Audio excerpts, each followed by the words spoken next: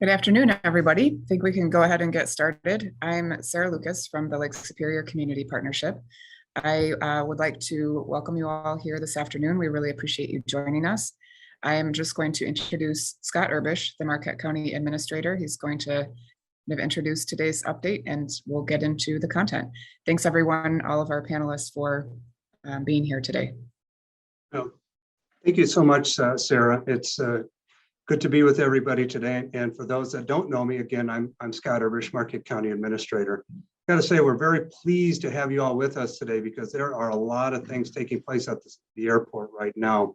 Not only are we going through our normal activities that we do at the airport, but we also are going through 20 million plus that we received from CARES Act funding. We're trying to move through that pretty quickly because we have until first quarter of 2024 to spend those dollars.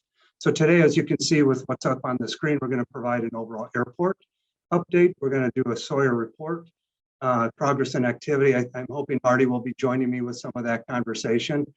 In essence, what we're going to be touching on is the report that was done by Steve Arwood Consulting as he took a deep dive into looking at the airport. We're going to get into a little bit more of a deep dive into our terminal improvements. We have Meeting Hunt with us today. And we're also going to have a discussion a little bit on the ground transportation, some of those activities that they've been trying to find ways to enhance that to and from the airport.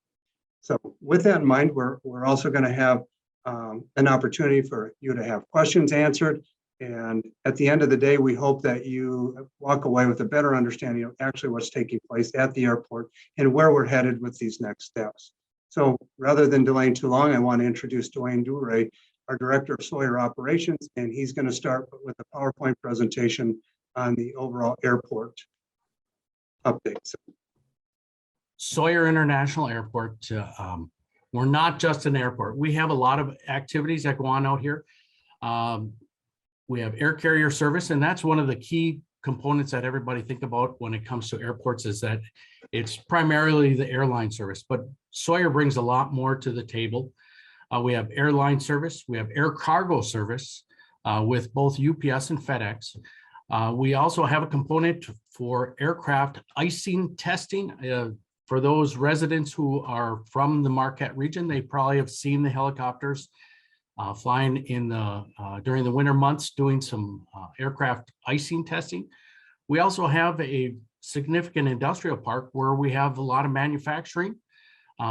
Couple that with educational components, medical operations and manufacturing, and then finally entertainment. Go to the next slide. Now, with that being said, Sawyer brings a lot of economic impact to the area. Now, this is a report that was done by the state of Michigan a handful of years back, and you can see the total impact on our area from the airport is roughly 1,661 additional jobs in the local area and 1,831 jobs statewide. Now, the wage impact on that is pretty significant. They state in this report that adds about $67 million in wages just to the local economy, and couple that with an additional $72 million in the state. And then the total impact of the area or of the airport is roughly $242 million to the local economy, and then $272 million to the state economy. That's a pretty significant impact that our airport brings to the table. Now, going back to the original part, what are some of the components that we have or that we bring to the table? And of course, like I said earlier, airlines are always the key thing that people focus in on. And Sawyer is very fortunate that we have two legacy carriers, legacy meaning some of the original major air carriers that provided service across the United States and the world. We have American Airlines, which provide currently two daily round trips to and from Marquette to Chicago. And you can see on the slide that it connects up with 208 worldwide destinations with roughly 257 flights out of Chicago on a daily basis. Moving to Delta, Delta currently, we have 2 flights daily to Chicago or to Detroit. Now, prior to the first month of 2022, we had 3 round trips daily, which covered both Detroit and Minneapolis. Unfortunately, we're in a hiatus for the Minneapolis service. Currently, the flight is suspended. It's not discontinued, it's suspended. We've had conversations with Delta, including Invest UP and Lake Superior Community Partnership, myself and Scott Arbish, where we discussed the discontinuing of the Minneapolis flight, and Delta assured us that this flight was primarily discontinued for this short period of time, namely because of some of the industry challenges that most airlines are challenged with right now, namely pilot shortage.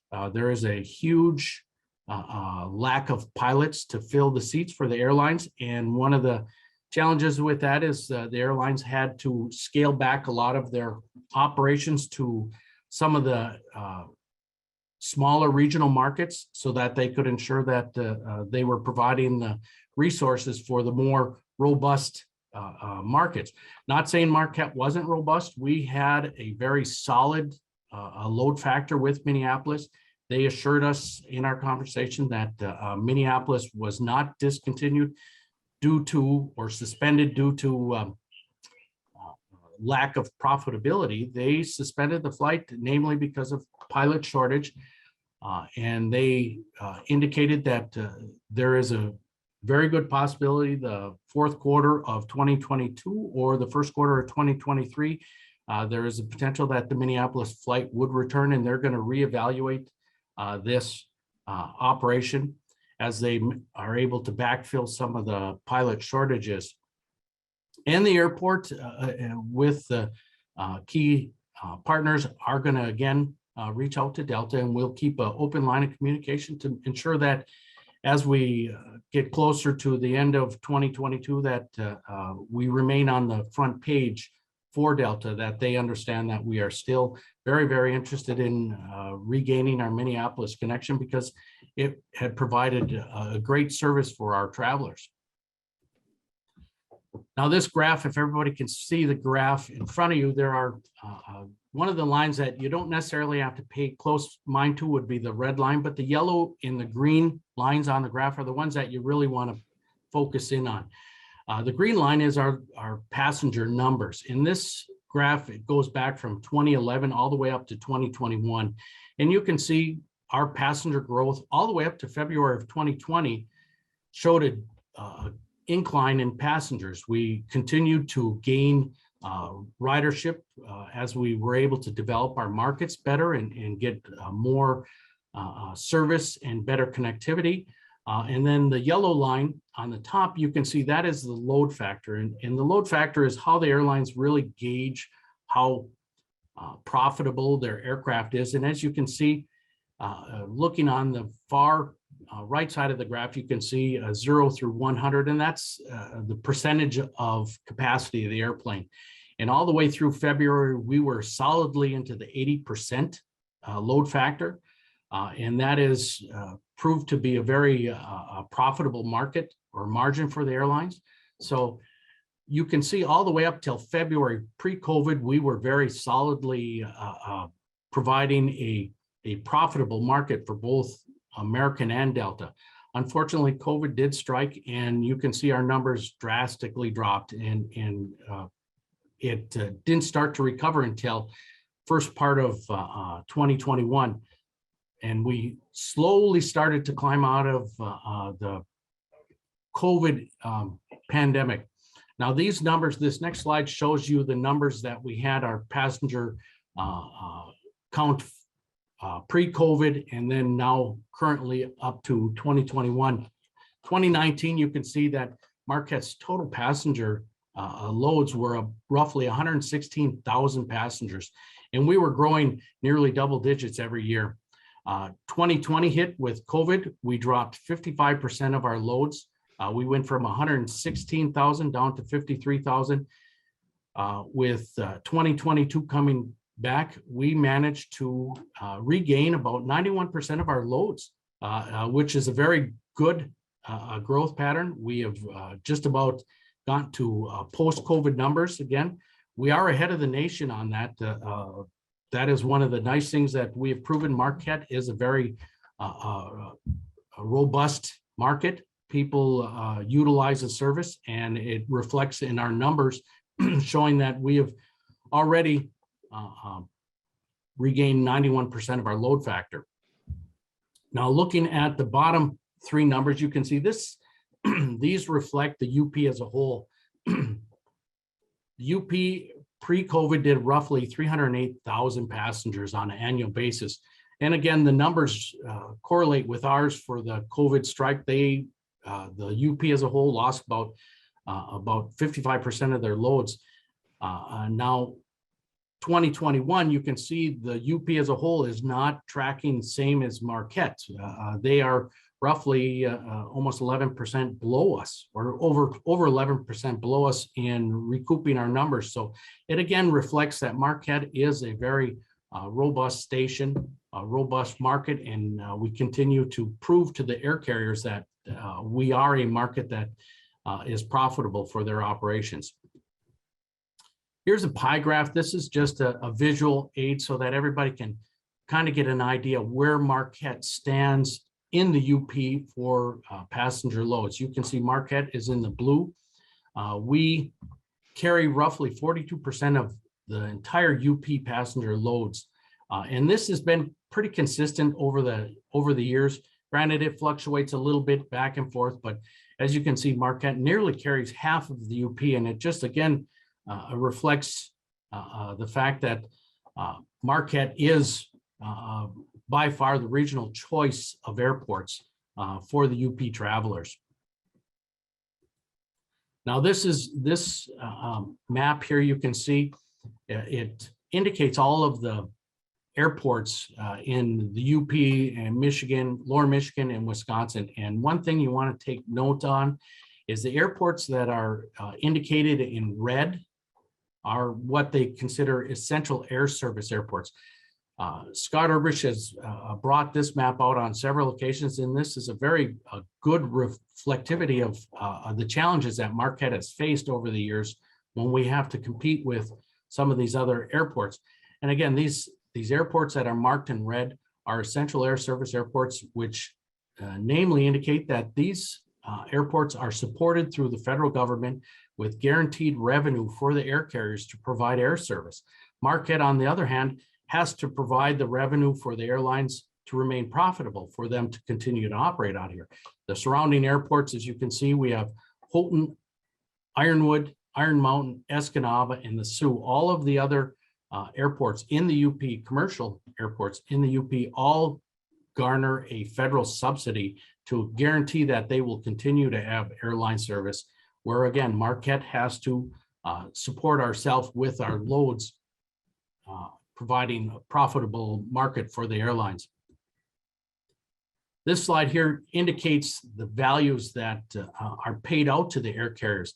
Now, this is very interesting when you look at, this is not the most current, I believe this is the 2020 slide, and it reflects roughly $14 million in federal subsidies that are paid to the surrounding airports to provide their air service.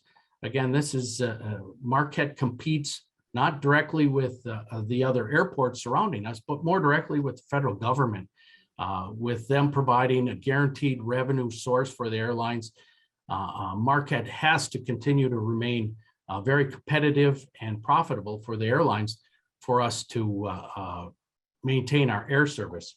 And this is top of mind whenever we talk with the air carriers and with any of the other stakeholders when we are trying to promote Marquette as the regional airport of the UP.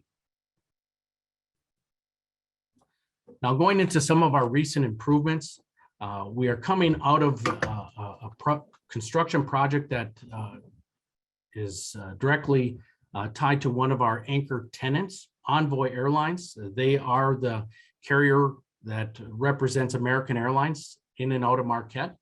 They've had a maintenance and overhaul facility in Marquette since it moved out to Sawyer, and even prior to that, they were based out of the Negaunee site. They transferred their operation over to Sawyer to better provide service for the air carrier with the larger aircraft.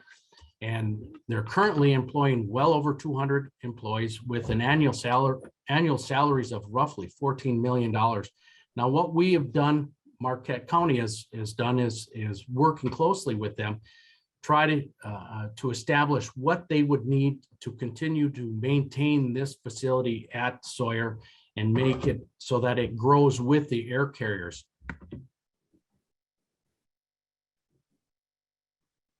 Okay, give me 1 second here. And one of the key things that we did is look at their operation and look at what they were going to generally, or what they were going to graduate into in the coming years. The airlines industry has been very commonplace with the 50-seat regional jets, and that's what we've seen service with for several years.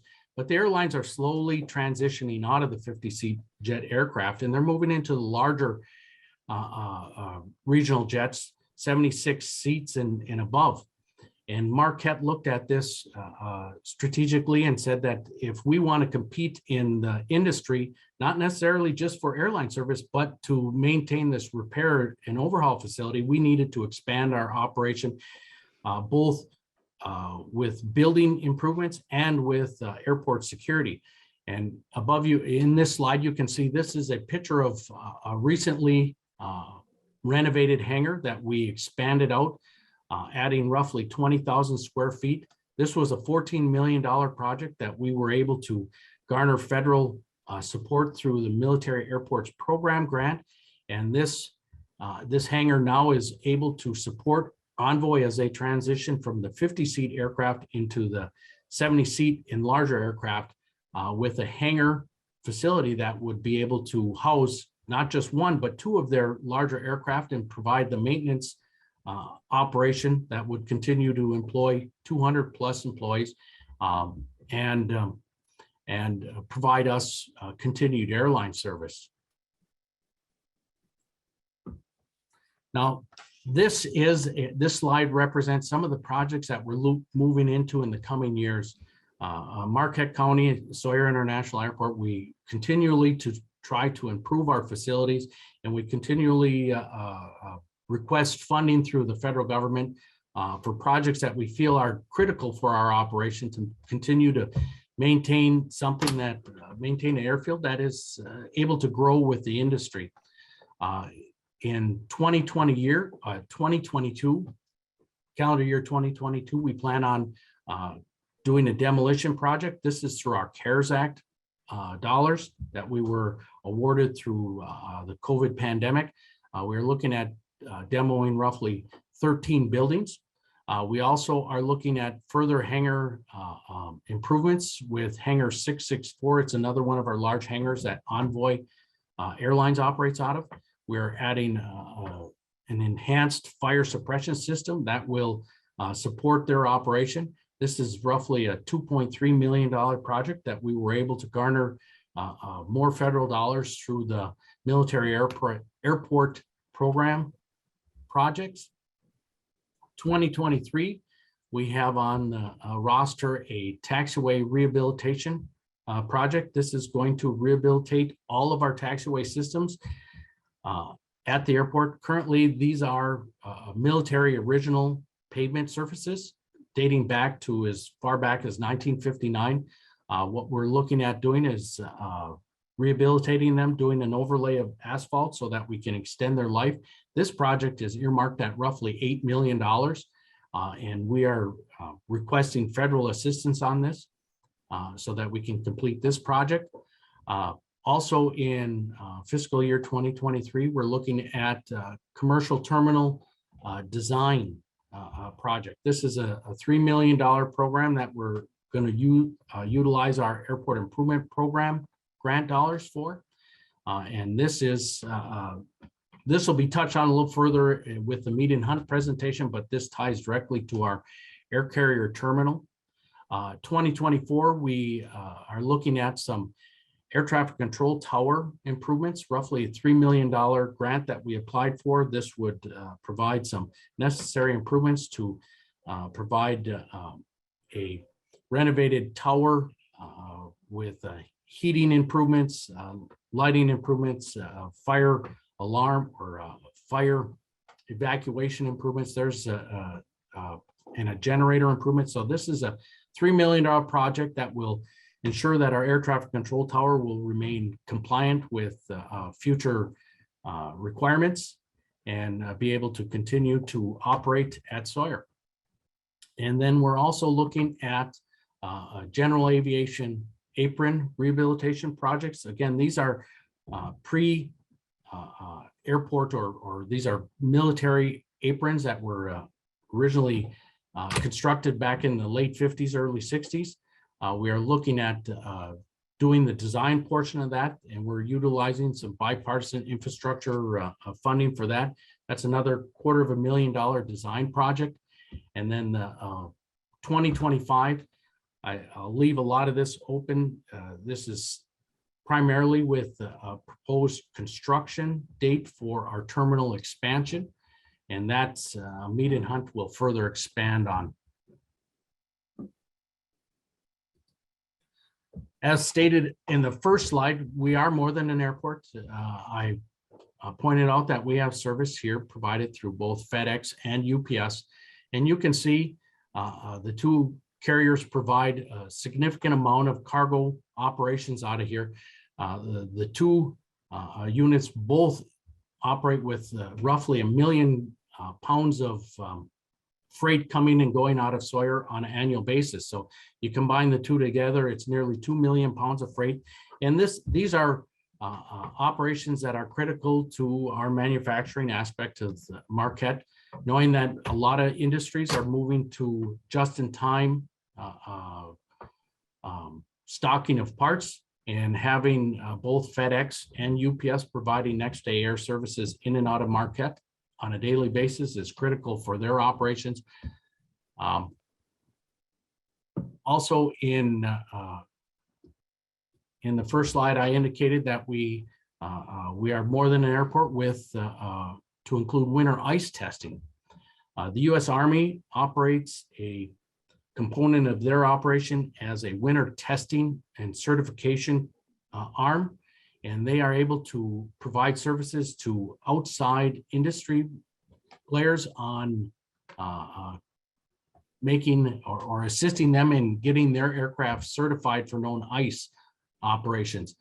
And we've been hosting the U.S. Army here since 2015. We've had several groups that have participated in getting their aircraft certified through the Air Force or through the Army here at Sawyer.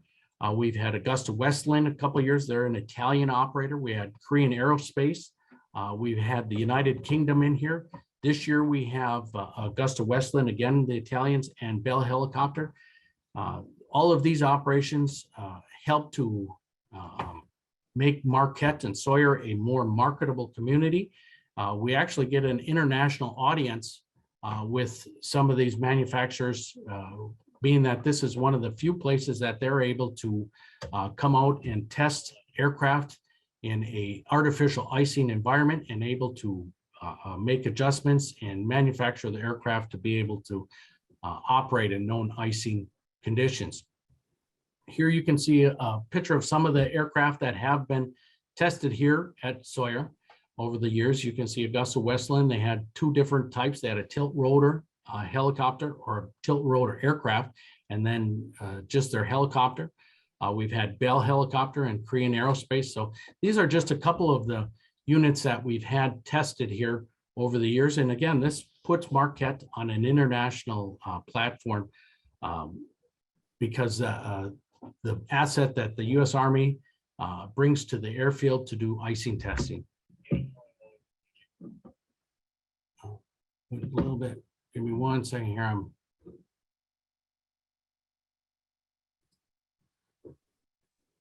Okay, and going into some of the challenges that Sawyer faces, is Marquette County is located in the northern tier of the United States, and winter is a big part of our operation. Sawyer has dealt with this for quite a few years, knowing that for us to be a leader in the industry and provide the service that people expect and the reliability that both the air carriers and our passengers expect, Marquette has gone through some various growing pains as we expanded our snow and ice control inventory toolbox.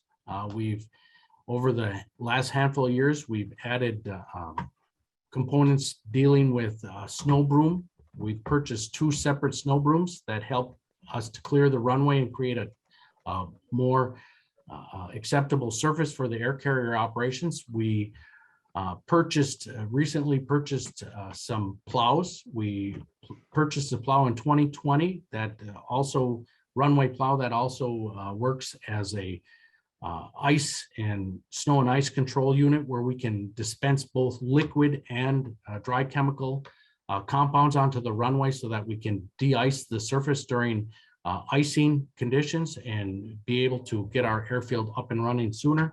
And we also just recently put in an order for 2 additional snow plows and another snow blower, which we are using our CARES Act funding to purchase. And that will also help us to make sure that we have the necessary tools in our toolbox to provide a reliable surface conditions for the air carriers to operate, and anybody else in that matter for both corporate and private operations. With that. Hey, Dwayne, Yes. there's one question that maybe before we move on, and we're getting a little longer in time here, but if you can answer this quickly. We have a question that says, are we able to get Frontier to Florida? Are we able to get Frontier Airlines into? Yeah, that's the question. So we haven't had direct discussions with Frontier. We've had discussions with Allegiant in the past, trying to solicit some direct flights into some of the southern portions of the country during winter, our winter season. A lot of snowbirds in the area that would like to utilize that service, and just a lot of local communities. One of the challenges that we face with that is having a terminal that can facilitate their size aircraft. We are addressing that with our terminal construction and expansion so that we are able to manage the larger aircraft. With these carriers like Frontier, Allegiant, Spirit, their primary goal is to get in, load up their passengers, and get out as quick as they can. They're a very clean and efficient operation, and the challenge that we face until we have a facility that can handle the size of aircraft that they're operating with our passenger hold areas, it'll be hard for us to garner their interest. But we have had discussions, and as we move into our terminal expansion, those conversations will be once again reignited. thank you, Dwayne. And I'll turn this over to Sarah. Okay, thank you, Dwayne, for that update. I'm sure there are probably going to be more questions. As Scott mentioned, we'll be taking those at the end as well. So if you come up with some more questions, just feel free to drop them in the Q&A and we'll get to them at the end. I'd now like to introduce Marty Fatante from InvestUP. He's going to give us a quick update on the Sawyer report and share a little bit about where that came from and how it was produced and what some of the recommendations are. Thank you for joining us today, Marty. Thank you, Sarah. And before I start, I'd be remiss, as I think this is the last time I'll be in a public forum with you in your role as CEO of Lake Superior Community Partnership, to just thank you for your leadership over the past year. We wouldn't be here on Sawyer and a number of other issues but for your passion and leadership. And so it's bittersweet as we see you move on to become the first director of the Office of Rural Development, which from our perspective is a really big deal. We're excited to have you in that position, but sorry to see you go. So thanks for being such a great partner. Okay, thank you, Marty. I appreciate all the kind words and, as always, all the support. Yeah, thank you. But I'll be working with you all in my new role. You will, for sure. We have your number, so to speak. So I'm Marty Fatante with InvestUP. We're a private sector-led regional economic development organization, look to drive prosperity across the Upper Peninsula. I came into this role a bit over 3 years ago, and it became immediately apparent to me, if we're going to grow the economy of the Upper Peninsula, that robust, reliable regional air service is really a critical component to that. In fact, one of the very first things I was at was a ribbon cutting for the Cybersecurity Institute at Northern. 8 panelists, all unprompted. I think it was 6 of them, and they were from Detroit, the East Coast, and elsewhere, all mentioned the challenge that we will have if we don't have reliable air service in front of us. So it's been a priority for our board to talk about what can we do as a private sector organization, nonprofit organization, to help. This isn't meant to be condemnation towards the county or the airport. In fact, we're grateful for all of the efforts that they've put forth to work under, what are challenging circumstances to give us the air service that we have. Our goal here was to try to provide some private sector resources that may be available to us that could help them in their quest, because like I say, it's a daunting prospect. And so we've appreciated that invitation and their willingness to partner. One of the things that we did last year was put a collaborative together, and that led to a report that was then authored by Steve Arwood. Steve is a contractual member of our team. Some may know the name. He led under Governor Snyder the MEDC, was the CEO of the MEDC and the Michigan Strategic Fund, as well as at that time the Department of Talent and Economic Development. So he's been a great asset to us, put together a comprehensive report. Dwayne's touched on some of it in terms of its economic impact, but when you think of the economy, Sawyer's important not only for the reasons that Dwayne spoke about, but really what was behind those voices speaking up at that ribbon cutting with the Cybersecurity Institute. Because for us to attract business, we know that having ease of access to the area is so important. We were fortunate to land North Cross Consulting Company from Portland, Maine, and stand up an office in Marquette. But that was one of the concerns that they had, and that's one of the things that kind of remains top of mind for them. So we remain committed to trying to find a path forward. And towards that end, Steve's report made a number of recommendations, kind of looked at it in 2 respects. One, the airport itself, and then secondly, from an economic development perspective. Relative to the airport, Steve in the collaborative came together with really 12 recommendations. A few of those, and none will necessarily be a surprise to frequent users of the airport, were terminal facility upgrades, addressing the interior of the terminal to make it more functional for passengers, having a new approach with the terminal itself and the entrance. It's really, for so many, the first impression that they have of the area, and of course it's critical for that reason. Demolition plans, and then trying to improve the airport's inclement weather capabilities. It's one of the big challenges that Sawyer has compared to other reasonably competitive or reasonably sized airports in their class. And then we talked about amenities and transportation, which is such a critical need. And then on the economic development side, Dwayne touched on it, but it really all started with demolition, and what we can do for some of those obsolete buildings.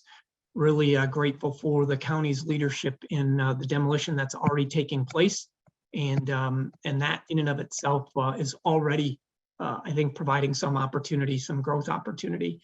We talked about some things that they could do with site enhancement. And then lastly, one of the recommendations on the economic development side relative to Sawyer was how can we do some targeted business attraction. So it's a comprehensive report, some 35 pages or so in length. Part of it was to get out and test drive it with the community. So we appreciate Scott and Dwayne undertaking this effort with the community and having these types of conversations, because community buy-in and partnership is so important. So with that, I'll pause, glad to answer any questions of me. Again, appreciate the opportunity and the county's leadership here.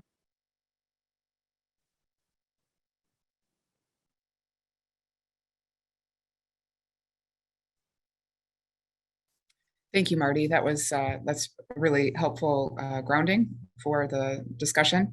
I'll see if Scott has anything that he wants to add to that overview, or if there are any additional questions. I think you're on mute, Scott. I was just testing everybody. So you did well, Sarah. Thanks.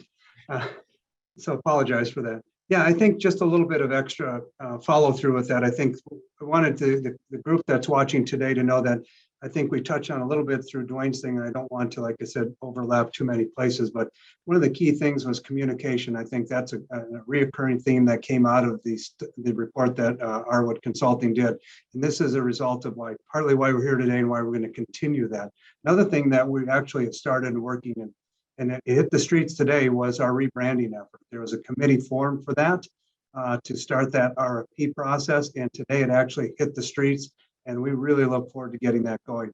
People might wonder, why are you doing that? Well, if you look at the name of the airport, it's Sawyer International Airport. And we lost our customs agent back in 2000. And so we're really not an international airport. So time to update the name, look at the logo, and get a refresh there. That's a big one that we're doing, and mentioned already, the demolition. It also goes and ties to the economic development and redevelopment of the former airport space. Once these buildings are down, we're going to have land that's available for redevelopment, and I think we're really happy about that. Just to follow up that we're there. And one last one I would want to say is that as a result of this, we're also going to be changing the number of people that are part of our airport advisory committee. Right now there's 7, but they're all tied to aviation. We're going to be adding more to that are non-aviation, and that should be pretty well set in the next month or so. So some changes that we're making to try and adapt, bring more input from our community and keep that engagement going, that we think is really important for the airport.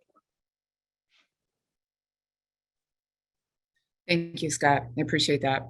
And one of the big ticket items, I think, that came out of the report is related to the terminal. And we have airport consultants Mead and Hunt here with us today to talk about what that project entails and what their activities and timeline are. So I'd like to introduce Mark and Tim from Mead and Hunt, and they're going to share some information on the terminal. Thanks for joining us today. Thank you. Tim, was there anything you wanted to start off with before I jump in? Not really, I guess just introductions. My name is Tim Close. I'm project manager, and we've got Mark Gadzina here, who did most of the heavy lifting on this terminal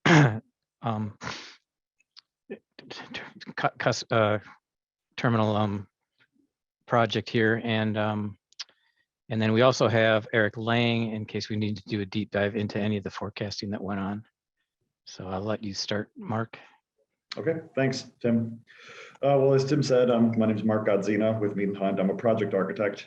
And I'm going to start trying to share my screen here. Let's see if this works. All right, can you guys see the screen presentation full screen, or is the Zoom stuff getting in the way? You can see full screen with some of the attendees to the right. Okay, I'm trying to clear the screen out a little bit because I don't want this stuff to get in the way here. I'm not really sure how to. It looks like you're good, Mark. We don't see the attendees on everybody. Okay, great. Okay, so just some background on the project here.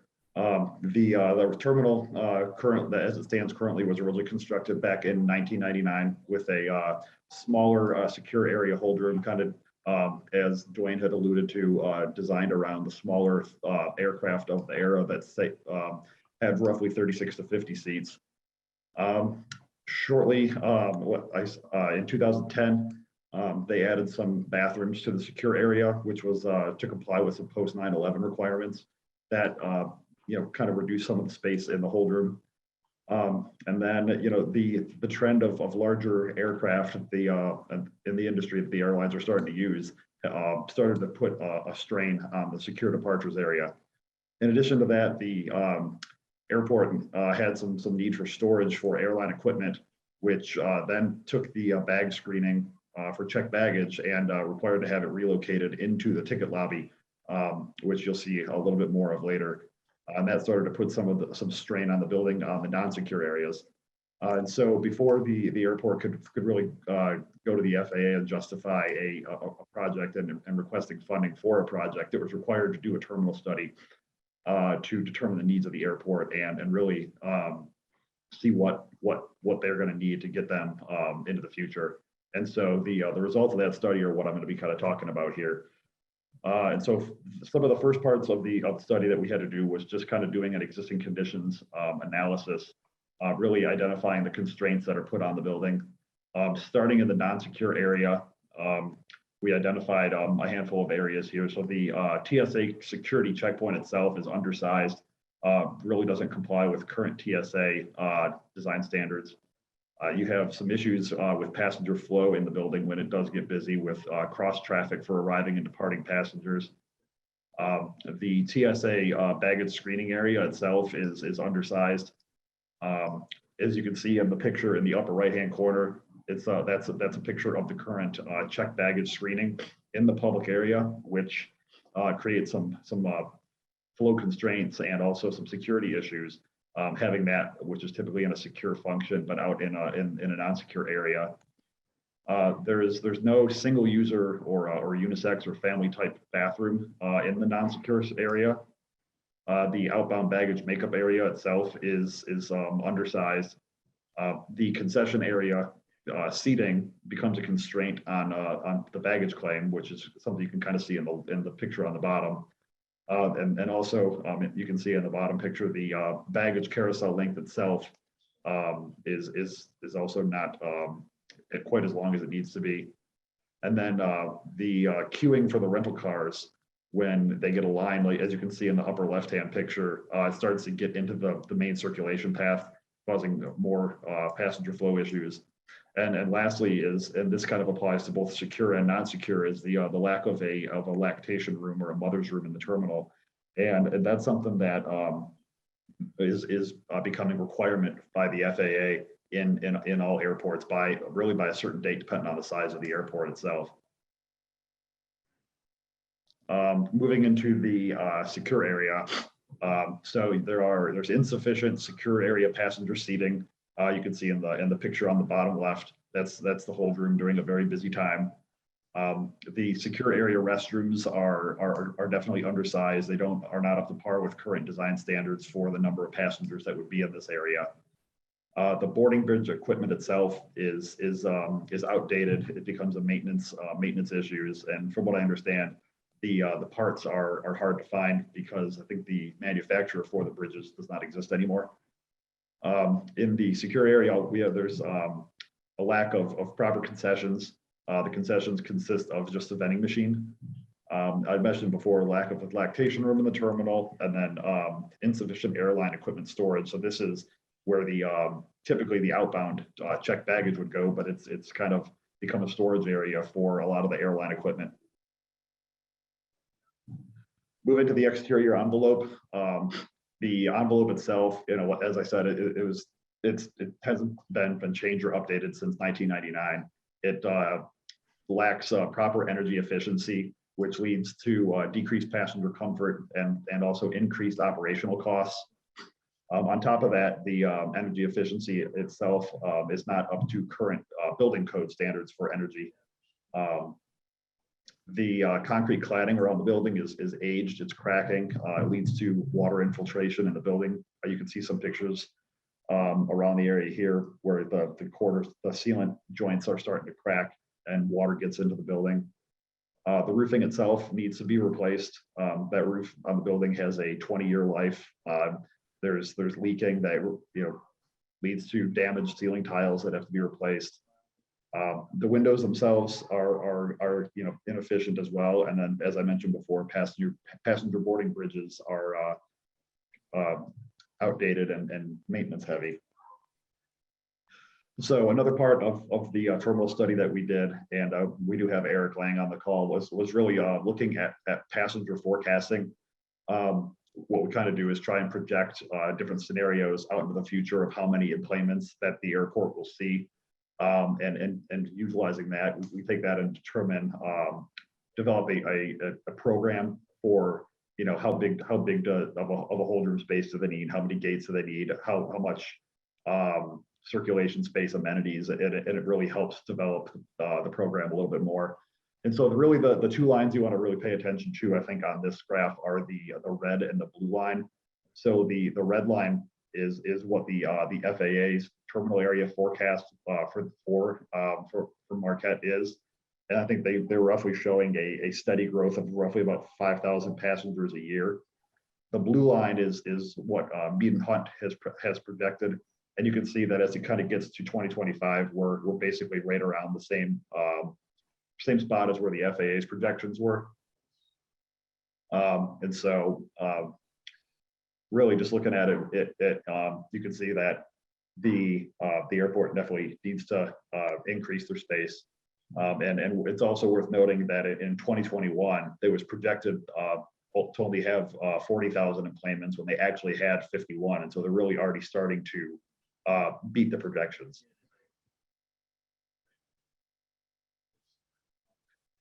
So the next step that we had in our study was to determine some near-term goals for the airport and broke them down by different areas.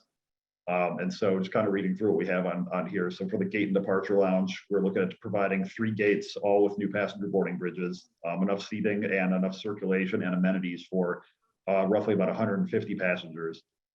For the security screening checkpoint would be to correct the cross traffic of the passenger flow, provide a full-length passenger screening lane that meets current TSA standards, provide a mini inline baggage screening system. So it would take the baggage screening for checked bags and move it outside of the ticket lobby back into the secure area where it belongs. The arrivals and bag claim area would be to improve the flow for arriving passengers to access bag claim, provide a larger baggage carousel to handle the baggage of 70 passengers, increase linear feet and frontage to prevent any crowding. And for the concessions, looking to relocate them to the secure area while also having the ability to serve visitors and staff on the non-secure side. This is something that we've implemented in a lot of airports, and it works really successfully. And then from a support facility standpoint, provide full-sized secure side restrooms, provide dedicated unisex restrooms both on the secure and non-secure side, provide a dedicated secure area mother's room or nursing room, and then upgrade and replace the building systems to maximize building efficiency. And so looking at the floor plan here, this is the existing terminal as you see it today. And so this small green area here is what is there for secure area passenger waiting.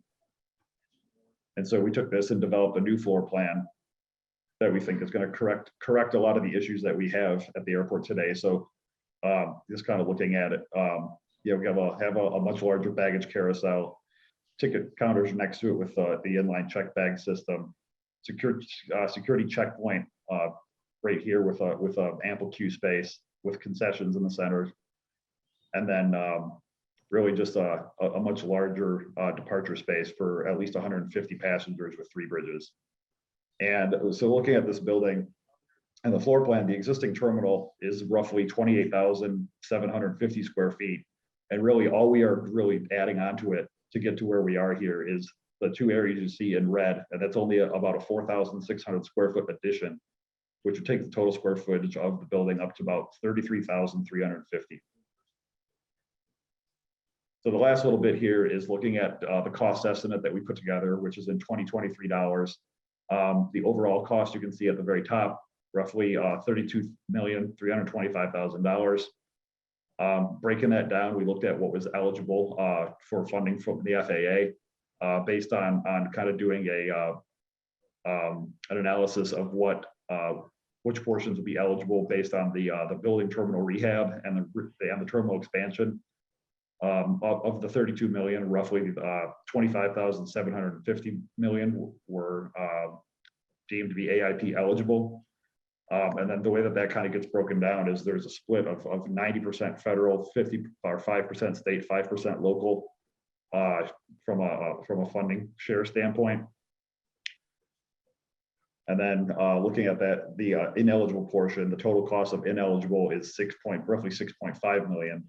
So the total local cost would be basically just under $8 million. And that's a combination of the total ineligible and then the 5% local share. And that is all I had.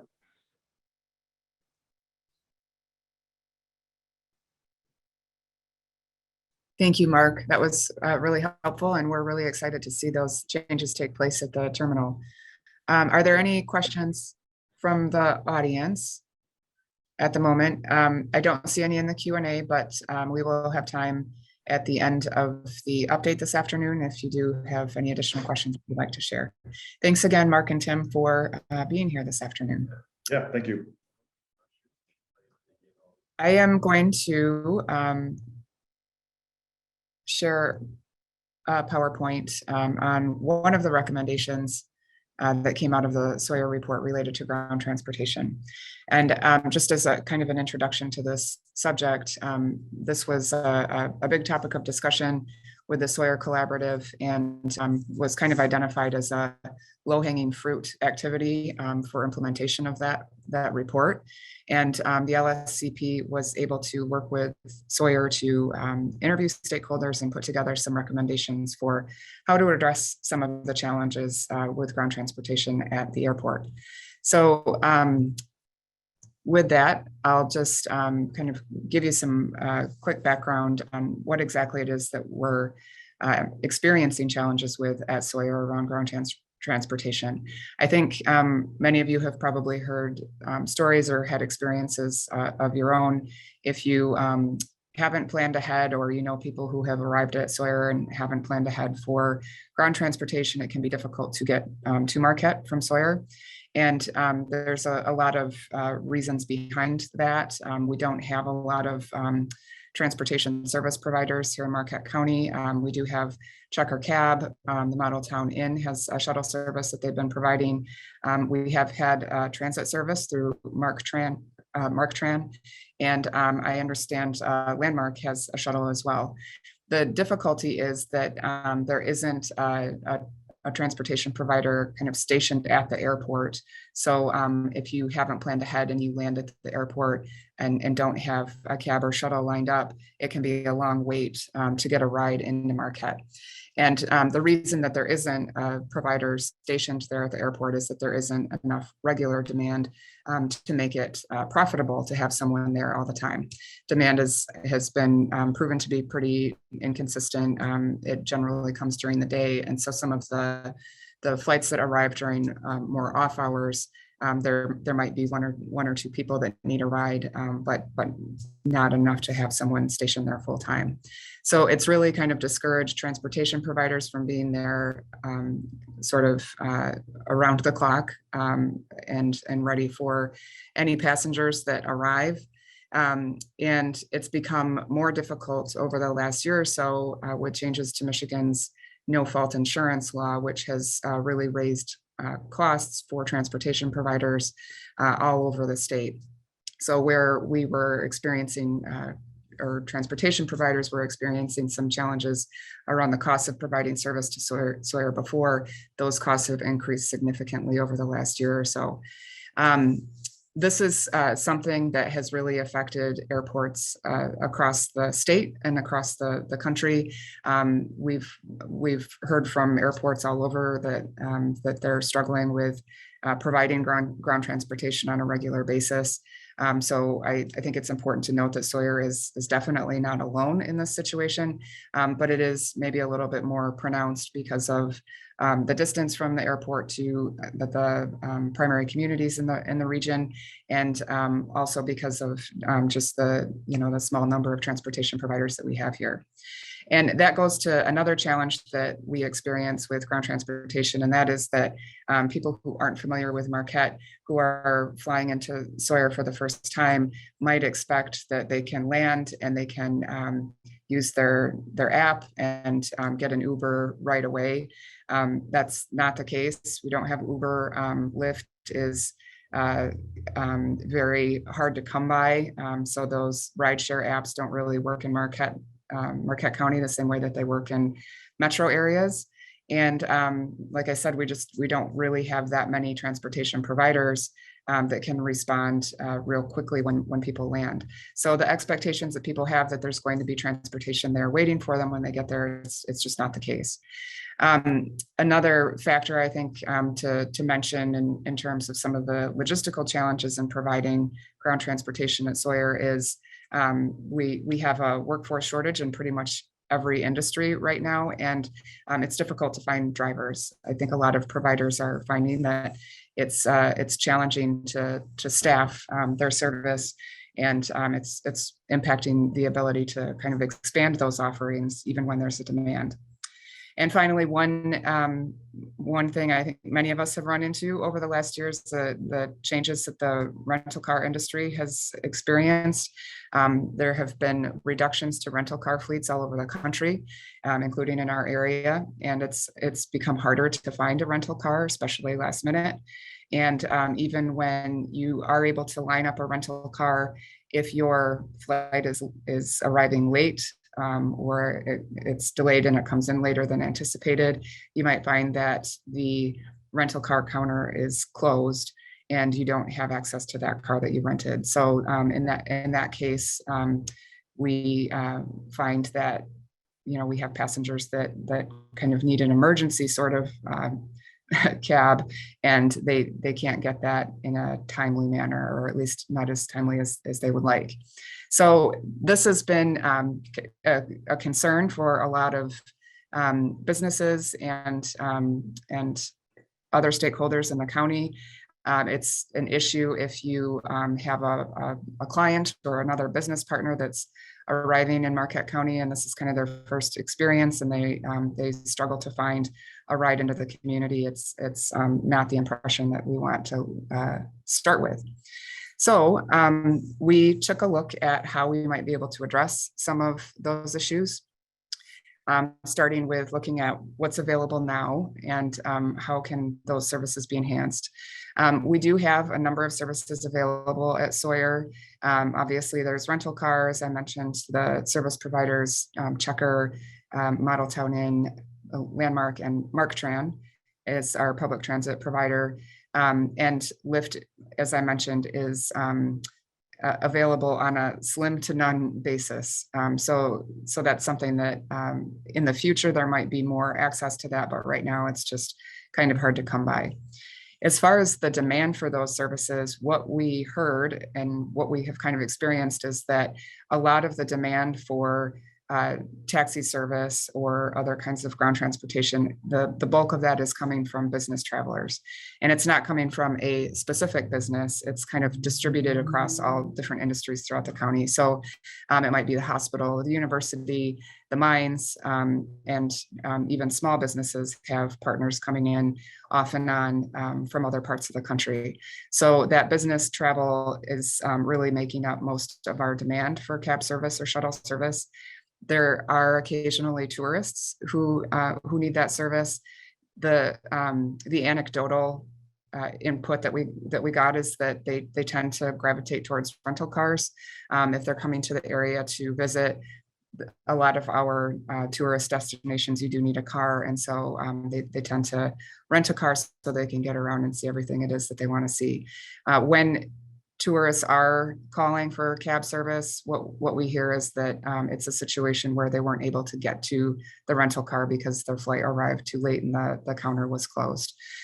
So that's mostly where the demand is coming from, business travelers and those who had rented a car but were unable to access that. So again, we are not alone in this issue. Particularly smaller airports, regional airports are really struggling with this post-COVID. And we talked with other airports and looked at what's happening in other parts of the country around this. and came up with some recommendations on how we might be able to address this with the resources that are available to us now. Starting with just education and outreach around the issue and the services that are available.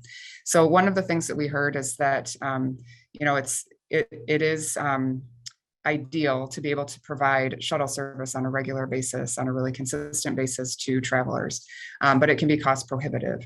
So one way to kind of get in front of that issue is to just make sure that people are aware that when they land at the airport, that they know that that they have to plan ahead for transportation. And we can do that in a number of ways. This is kind of a first step towards that, this conversation today. One of the things that we've talked about and that we've looked at implementing is developing some content and some messaging that we can share online and through social media and through business networks to let people know that they need to plan ahead for ground transportation. So an example of this is Eagle Mine has a visitor's guide that they provide to any of the travelers coming in to Marquette County for the first time. It provides information on the airport and lets them know that you need to plan on renting a car, or you need to call ahead for a cab for when your flight lands. So we're looking at how we can encourage businesses to adopt that practice. By providing some sort of canned information to share as a visitor's guide. And again, using social media, business networks, travel promotions, websites, just general business administration, we think we can be really effective in terms of getting that information out proactively so that travelers are prepared for what to expect when they land here in Marquette. Another way we want to kind of get the word out on that is to have regular discussions with stakeholders to talk about, not just ground transportation options, but also general airport updates like we heard today. Make sure that the businesses in the community are aware of what's happening there and how they can support that and how they can help their own travelers be ready for their arrival at the airport. Another thing that a lot of airports are doing or already do is they have a kiosk in the terminal that has really prominent information on what services are available and what the contact information is for those different services. There is some information at the airport, but we understand there's probably some opportunity to make that more prominent and more visible so that as soon as you land at Sawyer, you understand what your options are for getting a ride. So really focusing on this outreach and proactive planning for ground transportation is a first step. And talking with other airports that have experimented with different solutions to this ground transportation issue, it seems that this can be a really effective approach, and that it's worked really well in terms of reducing the number of people who are stuck out at the airport late at night. So we have some sample messaging here that we will be working with Sawyer on to kind of package and share with businesses, really just kind of give some information about where Sawyer is located and the fact that you need to plan ahead and that you have different options for rental cars and taxi services. It will include some information, some contact information for those services, and let people know kind of what to expect in terms of hours of operation and wait times for those services.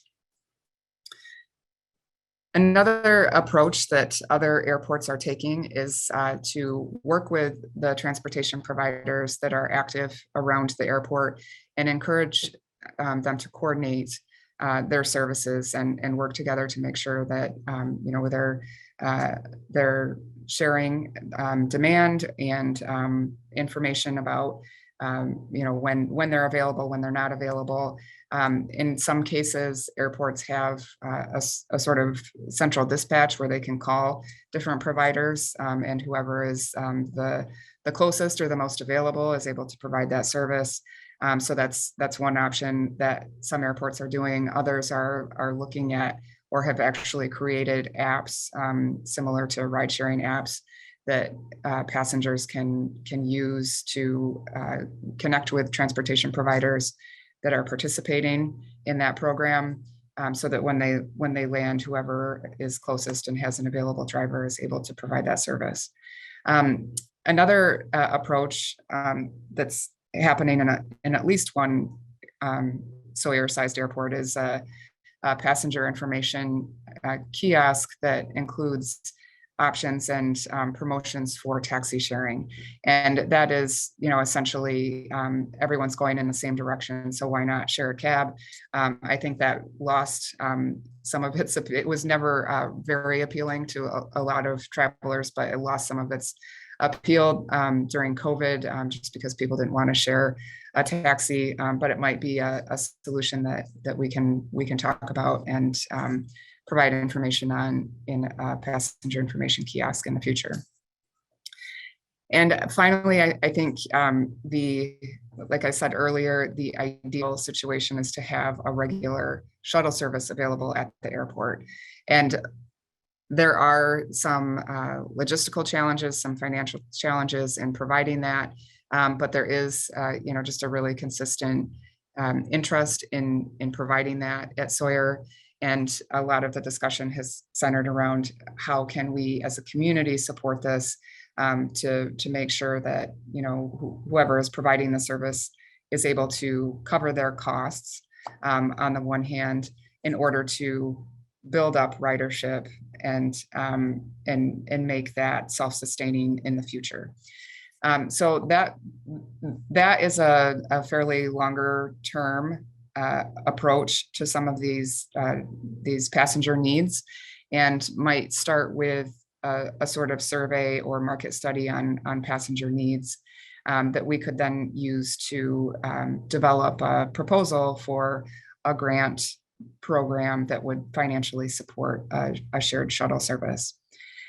So one of the other options outside of just grant dollars or subsidy of a shuttle service is to think about how community partners might be able to come together and support a shuttle service at the airport. And that's something that could happen in a number of different ways. One of the ideas that was put out there was having a number of hotels kind of come together to financially support a shuttle service, a shared shuttle service, potentially businesses who have a lot of travel, a lot of partners coming in from outside of the region, for businesses to contribute to a shuttle service subsidy.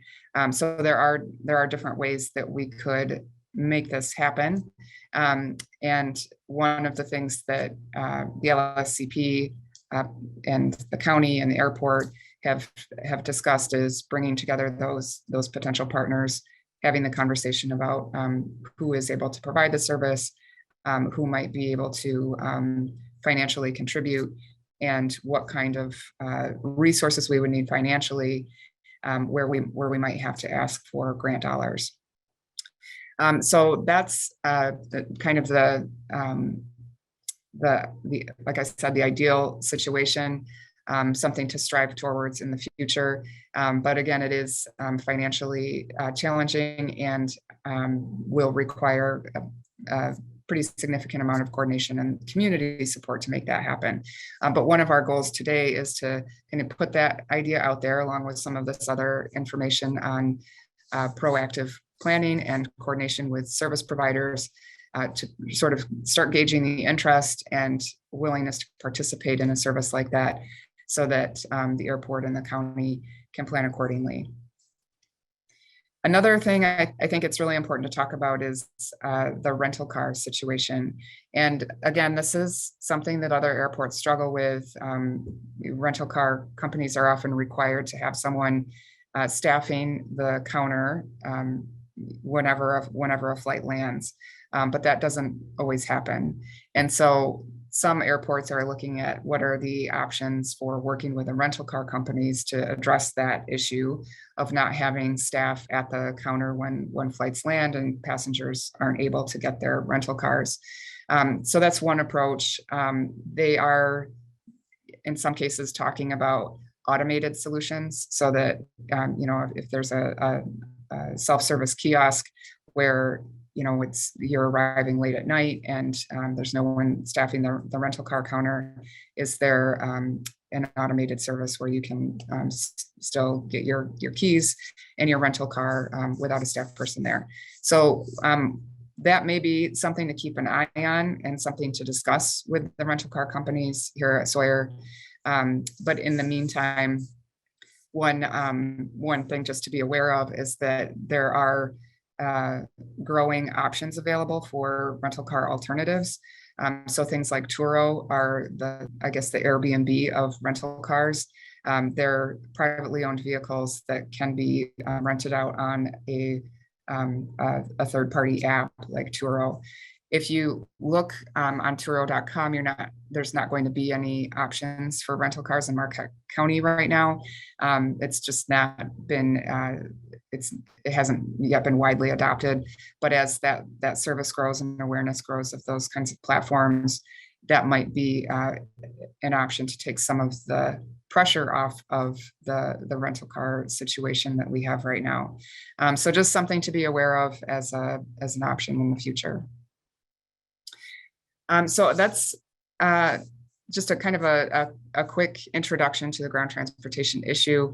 Like I said, the LSCP is working with the county and with Sawyer to explore the implementation of some of these options, but we're starting today with just sharing the information and having the conversation, and really would like to hear thoughts and ideas and questions from the audience, either on the ground transportation issue or on any of the topics that we talked about today.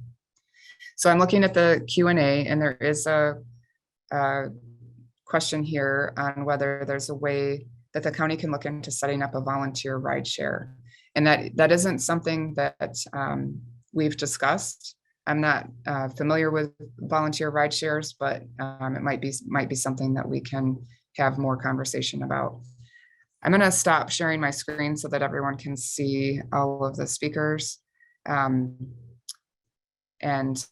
I will open it up to discussion if there's any further questions, or if any of the panelists have anything that they would like to add to the ground transportation presentation or any of the other information that was shared today.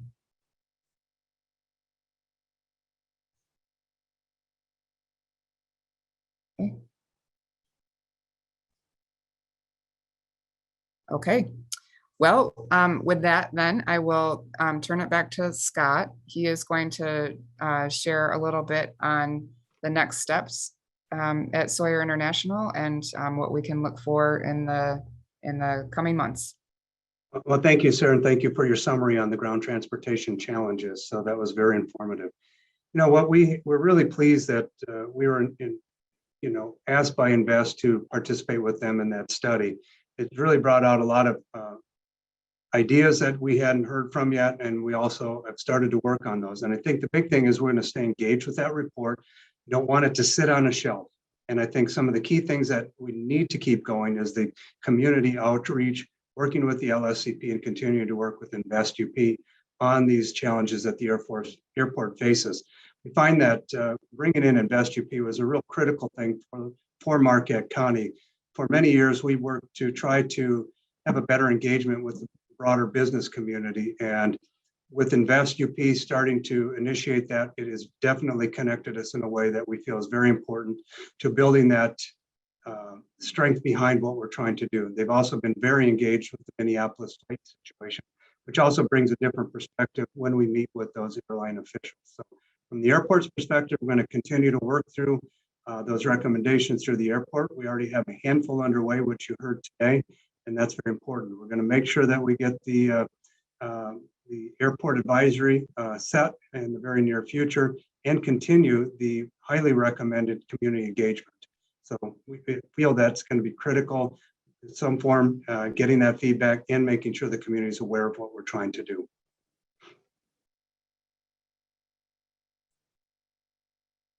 Okay, thank you, Scott. Thank you. And if there are no further questions, I'd like to thank our panelists one last time for joining us today for this update. We will be posting this on our website at the LSCP, I think tomorrow. So like Scott said, stay tuned for more opportunities for engagement, and feel free to contact us with any questions. Thanks for joining us, everyone.